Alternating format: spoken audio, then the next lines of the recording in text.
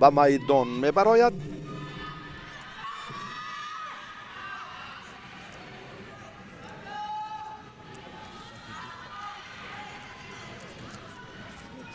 مدینه قربانزاده انا این را استعدادی گلدختر عزیزی تاجیکستان میگویند. بسیار یک پایزنی سطحی عالی. مدینه احسن و آفرین. از همه لحظات کوتاه‌ترینه که با پیروزی انجام می‌یابد، این در رقابت مدینه به عمل آمد.